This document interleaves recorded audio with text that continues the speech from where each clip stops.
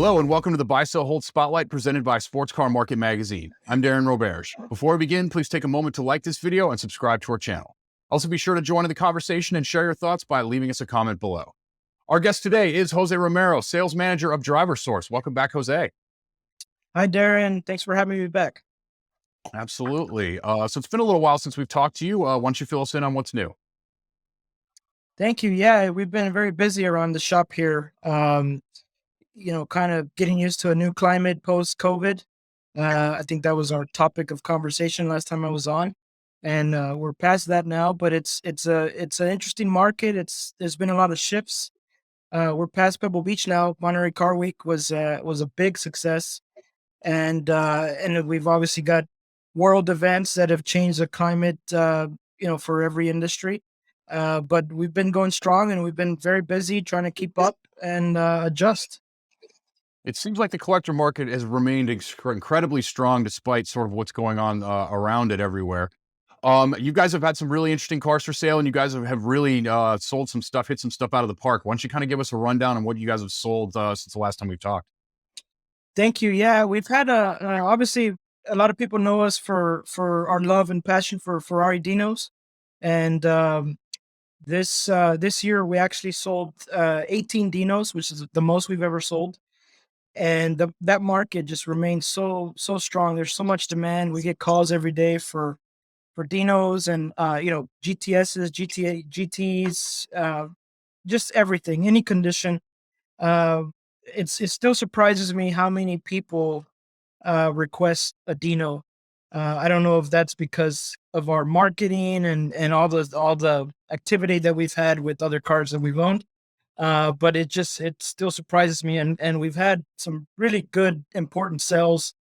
We recently took 2 Porsche collections to Monterey Car Week with Gooding and Company that did really well. We sold a collection of Porsches and roofs, another collection of air-cooled cars and some BMWs, and then we had some Mercedes, 280 SL Pagoda and a 220 SC Cabriolet, which I think were records at Gooding. Really good cars, and it just goes to show that when you bring the best of the best to the market today, still, you can achieve a great result. It seems like the cars that are in the middle or, kind of driver condition or kind of needy, are the ones that are falling back a little bit, but the great stuff is still commanding a big premium and great demand.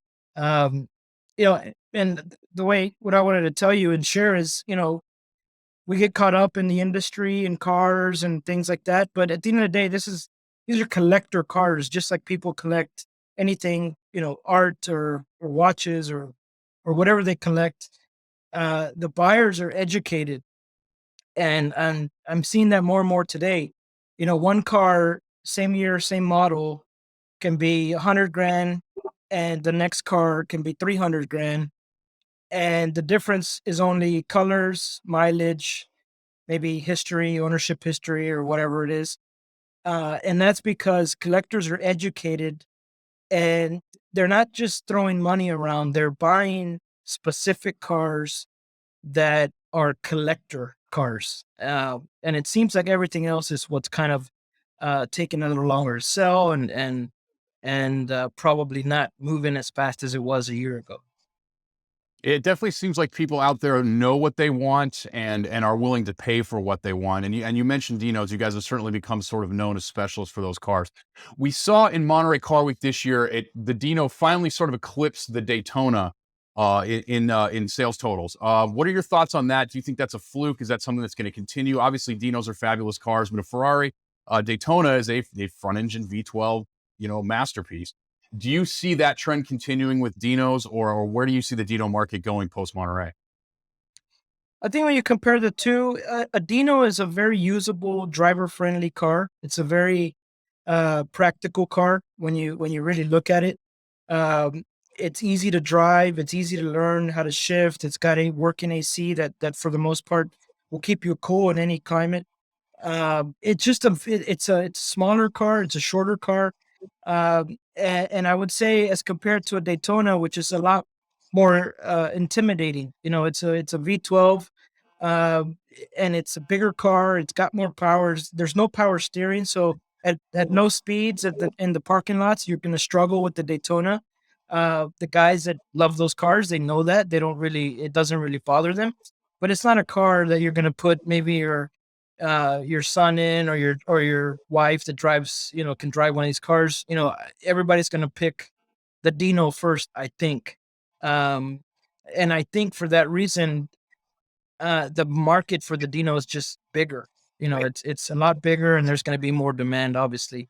Um, and it seems like with the range of colors that was offered with the Dino, it just makes it a very appealing car. Now they got the Porsches with the painted samples, and all the air cooled cars with some very sexy colors that Porsche offer. We can kind of the same thing goes for Dinos. There were so many cool colors. They just have a lot of personality, so that market is just getting bigger and bigger.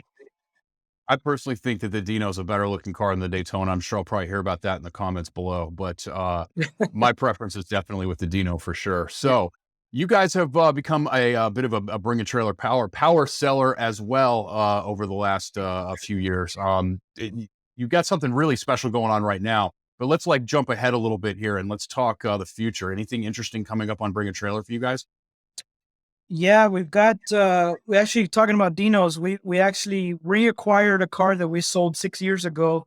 And it's a car that was sold new to Cher Bono.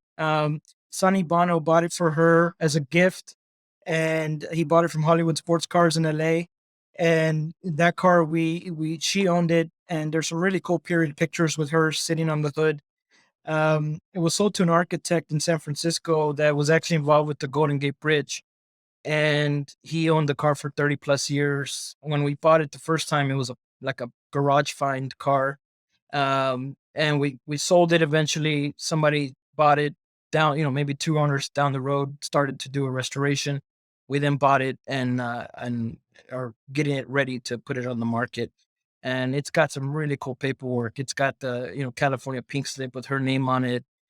Some really cool period pictures, as I mentioned. So that's a really cool car that's coming up. We've got a really interesting Lamborghini Miura coming up. Lamborghini Countaches, that's another sector of the market. Lamborghini Countach and Diablos that has just been on fire. And I associate that with the younger generation of buyers. It's just become a much more commercial car. So yeah, we've got a lot of stuff in the pipeline. We usually work a quarter ahead of where we are. So right now, I'm actually working towards Scottsdale already. So we always try to be ahead of the curve, but obviously, uh, we've got this collection now on Bring a Trailer, and it's doing well, and that took a lot of planning, and so there's a lot of activity. I would say that we're probably doing more auction stuff today than we were maybe a year ago. Um, and that's because, I think buyers today, they need a call for action. Uh, I think if they realize that it's in an auction, if they don't act, they'll lose the car. And so it seems like that's the way to get buyers to pay attention and commit to a purchase, especially in a climate like today that's kind of changing, and there's, I think if a buyer feels that a car is going to be available, or he can wait, maybe it's there a month from now or next week, they just always can talk themselves out of it. Um, and when there's an auction, whether it's a live auction or Bring a Trailer, it's you have to act. And so it's not, a lot of people, oh, you're selling only on Bring a Trailer. Well, not really. We're only doing about 40% of our sales through there. There's a lot of stuff that's happening behind the scenes. Um, you know, 40% of our cars don't ever make it to the website. We're able to sell them to people that are on our database, or, repeat customers, or people from our newsletter.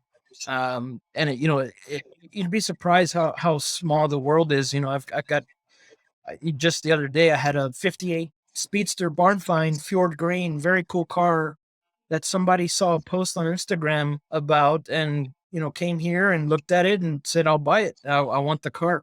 So, there's a lot of ways to transact cars. And it's not always visible on your on dealer's website because of all the activity that's going on behind the scenes. Yeah, it's first come, first serve, and diversity of your approach is definitely key for sure. So let's talk the right now. Motorfest on Bring-a-Trailer. What is that? So this is the second year of the Oktmotorfest collection. Obviously, we're all familiar with Oktoberfest, German festivals and festivities. And last year I had the idea to do a October German themed collection, and actually trademarked the name Oktmotorfest, which kind of stuck. And I believe we did 16 cars last year, just really cool German cars from BMW, Mercedes, Volkswagen, uh, Porsche. Obviously, it's just the German cars are sports cars. They know how to build cars.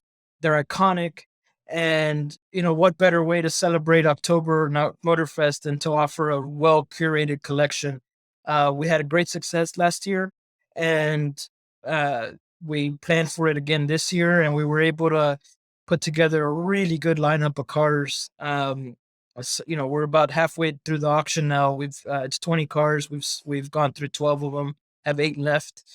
We've sold 11 out of 12, and we've had a couple of outliers that were really surprising. Some really strong results. Some not as much as we thought, but they sold well. But it's very unpredictable. You don't know what's going to happen. One of the first cars we closed in the sale was an '89 Porsche 928 S4 automatic. With 15,000 miles, black car, very very nice car, very well prepared, very nicely detailed. Had most of the original paint. One fender was painted. It had one long term owner. It was a 200 car. Had all the stuff. It's just a really really good proper car. Um, and it sold for double what we thought it would sell for. And it just goes to show that when a buyer is looking or wants a car, they're gonna buy it. They're gonna maybe they look for a while, maybe it's an impulse, maybe what it is, but they're still out. Those deals are still happening. We had yesterday we sold our BMW Alpina B6 2.8 liter, which was a very special car. I would say for me, it was my favorite of the collection. One of 261 built, and this car had one owner from new with 6,000 original miles. When are you going to find that again? When are you going to have a chance to buy that car again? When I bought it, it was a gut check price that I paid for it. I collect BMWs. I love Alpinas, so it was a leap of faith to buy the car for what I paid. Um, but it turned out to be right, because it just goes to show, the car sold for 180,000 with the commission, and if it had miles and was just a driver car, it would probably be worth half of that. But again, it goes to show collectors are looking for very specific quality, low miles, original paint, great colors. And this car was a museum piece. So uh, the bidder showed up, and we got it sold to a great collector, and I'm sure he's going to be very happy with that car. Yeah, again, I mean, quality is king. If you find the right car, then the buyers will certainly come. Interesting results on the Porsche 928 S4. It seems like those cars have just gone crazy in the past 6 months. I remember not too long ago, those were 30, $40,000 cars, and now they're six-figure cars all day long. We saw that demonstrated in Monterey as well. Any thoughts about where the next sort of step for that particular type of car it takes the market? It's kind of mixed. I'm a little bit confused because the transaxle Porsches have definitely climbed. There's a lot more interest in them. I think it's there. A lot of them are like, the 968s and 924s and 944s. They're still at a price point where they're very approachable. A lot of people, maybe you don't have millions and millions to spend, but you want a cool Porsche, and that's a good entry point. So that's part of the reason they've kind of started climbing up. And then the cream of the crop is always going to bring a premium. Last year we sold a 968 for 120 grand, and it was a one of a kind color. So the best cars are going to bring a premium. Interesting to counter that. We had yesterday a 78 928, which had about a $80,000 spent on a restoration. It's a very early car, manual transmission, silver with the pinstripes. I mean, the car is amazing. I mean, you can eat off the floor. It was brand new, um, really rare spec, really early car, like I said. And that car sold for 78,000, which was about 15 grand shy of where I thought what the bottom would be. I thought the car would do about 100 grand. So if you if you told me, 2 weeks ago, what's worth more, the 78 manual early car restored or an automatic 89 S4 with 15, I would say the 78 all day long. But goes to show what I know. It's Logic would dictate that for sure, but it definitely seems like the market has a preference for the later cars, especially the S4s. It seems like that's where the money is on those. yeah. You've got some older stuff in the collection as well. 55 356 Pre-A Speedster. You've also got a wonderful 911E soft window car. A lot of diversity in this collection. Another car that really caught my attention was the 1971 Mercedes-Benz 280 SE 3.5 Cabriolet. Thoughts on those cars? Yeah, the 55 Pre-A is a very interesting car because it was built November of 55, when they were phasing out the early car, the Pre-A's. So this car is a transition car, where it's a 55 Pre-A body, but it was fitted new with the 1600 motor, which would have gone in a 56. So it's kind of an interim, I would say. And that's a car that, it lost its original engine a while back. It's got a replacement engine from a 59, uh, but it's had a really nice restoration. It's a really honest car. All the body panels are stamped, the wheels are date coated. It has everything that collectors look for. But on top of that, it's kind of been mildly outlawed. It's got a really cool green interior with sport seats that we actually did here in house. It's got a really cool tricked out exhaust. It's the wheels have been painted to black to match the color of the car, and it's got a really cool look. And it's a car that's eligible for all the events. Even Mille Miglia and California Mille and Colorado Grand. So it's eligible for those events. It's ideal for those events, but also it's going to appeal to a broader audience that maybe just always wanted an iconic speedster. And so we're excited to get that card going. I think it's going to be live by the end of this week. The 280SL 3.5 that you mentioned, really nice car. It came to us from a collector that bought it from Monaco. It was a U.S. car that got painted in Europe. They took off the U.S. lights and just made it a little cleaner in the body. Nice paint, nice interior.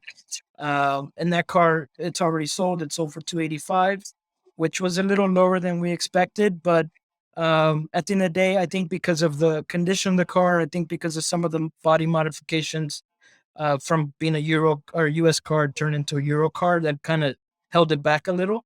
But the buyer got a really fair price, the buyer got a really fair uh, uh, buy with, for what he paid. And I'm sure he's gonna be very happy with that car. They're great cars to drive. I mean, I don't know if you've driven one, but they're very expensive for a reason. They're just really, really well built.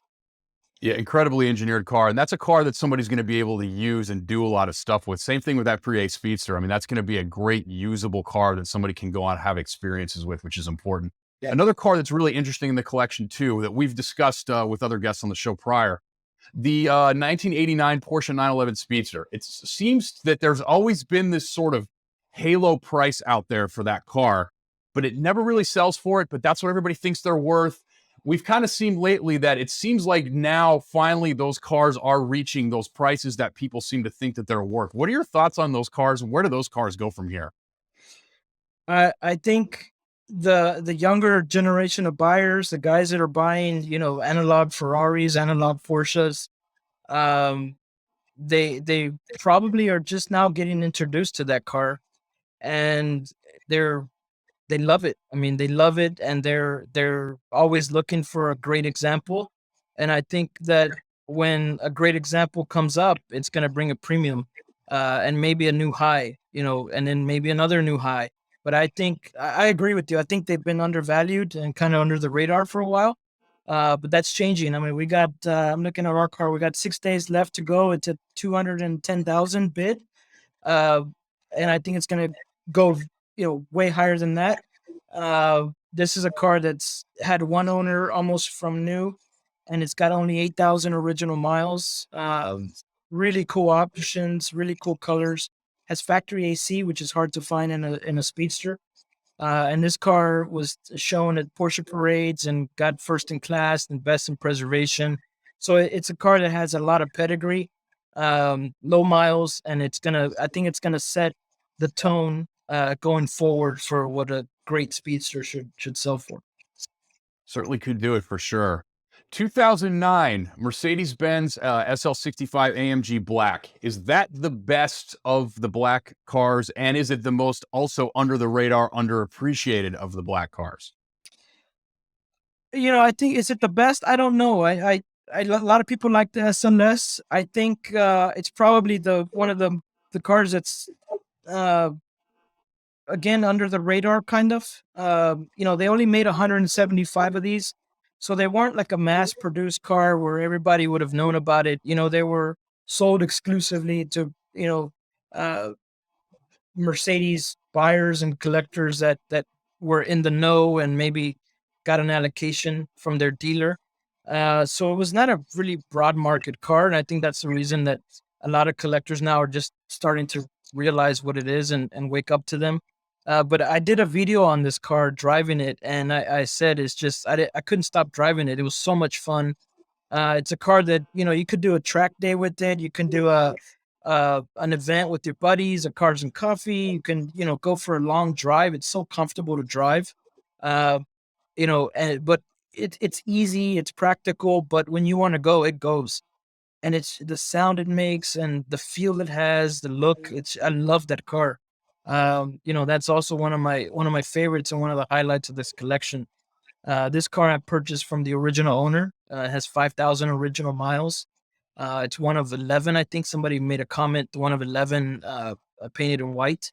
So we're excited to see what this car sells for. I think it's going to bring a good dollar amount, and I think the whoever buys it's going to be rewarded.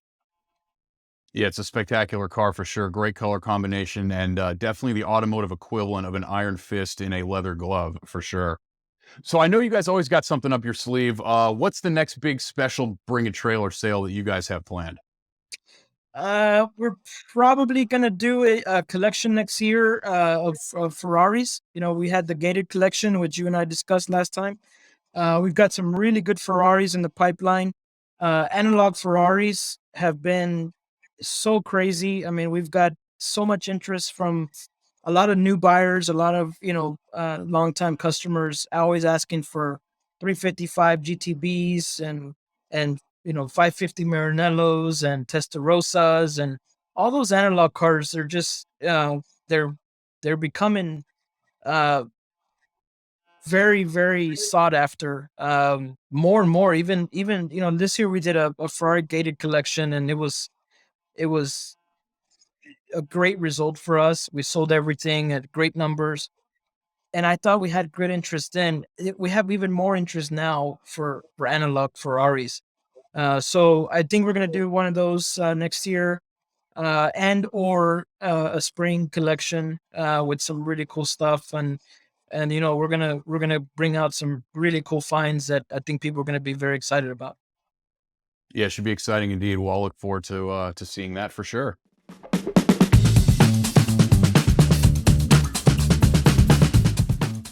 Okay, Jose, you're certainly one of the most knowledgeable car guys out there. So we would like to know one car you would buy, one car you would sell, and one car you would hold. Just one car. uh, buy. I mean, I love my Dinos. Buy a Dino. They're great cars. They got a long way to go, but if you're buying for the right reason, you're gonna really enjoy owning a car, a Dino. Um, like I said before in the beginning of this video, they're just a blast to drive. Um, they draw a crowd anywhere you go. It's just a very rewarding car to own. So buy a Dino. Just buy a Dino. If you don't have one, buy one. If you haven't driven one, go drive one, and you're gonna buy one after you drive it. Lamborghini Diablos, have been on an uptrend, and we're getting a lot of interest on those. Um, you know, 5 years ago, I wasn't a big fan. I drove one that we had about a year ago, and I became a big fan. They're great cars. They're a lot of fun. You find a good one, that's a good buy. Um, sell, you know, big American cars, Cadillacs, Woodies, some of the big pre-war stuff that's not a one-off or a special body or a special spec. That market is really going down. I just the buyers aren't there. They're just not there, and I think that's a car that's going to suffer financially. So I think any big American cars that are not special, you know, I wouldn't be owning one of those right now. Hold, I would say anything that's analog Ferrari, anything that's analog Porsche, hold it, don't sell it. I mean, they're great cars. They're going away. They're going to be in high demand for a long time.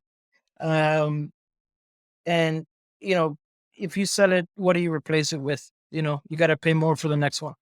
So yeah, that's my buy, sell, hold. Also, I have on my notes here. I wanted to tell you, you know, one of the cars to buy on the lower end of the spectrum that I've seen recently, and actually gotten a lot of.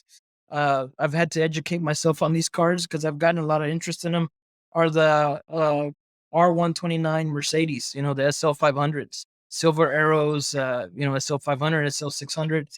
It seems like there's a new interest in that kind of car, and you know, I can kind of see it like the next Pagoda, the next 280 SL, the next.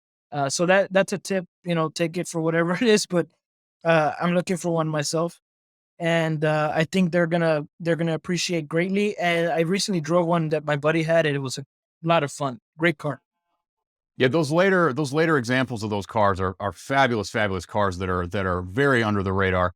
And I'll tell you, that's when Mercedes was Mercedes. You know what I mean? Like you close the door on that car and it's like an army tank, Yeah. and it was like you can't walk onto a Mercedes dealership without at least 100 grand in your pocket back then. Now, Mercedes is kind of like Toyota.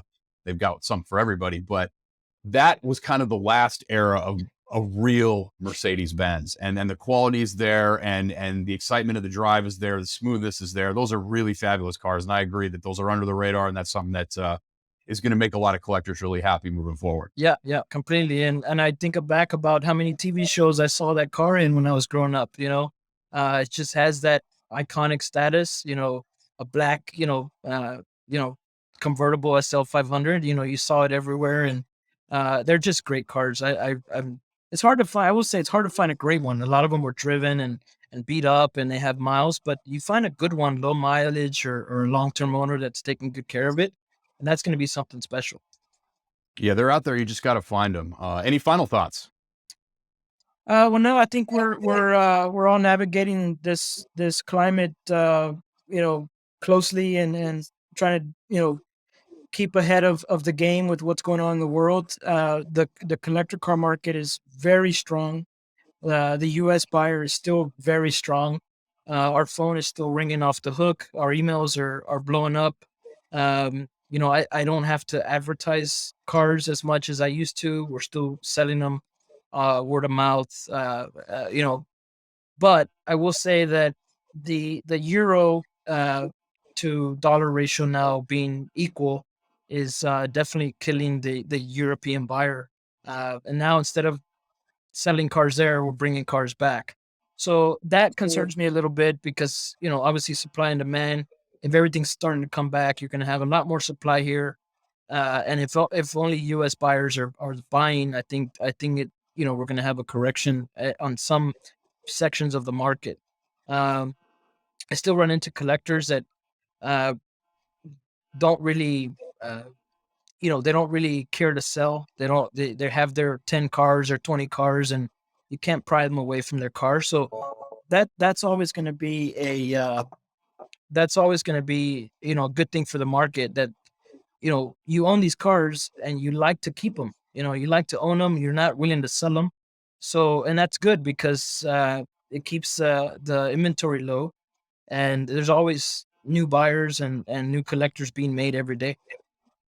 Certainly. And then the retro market is definitely here, which is a whole new generation of buyers as well.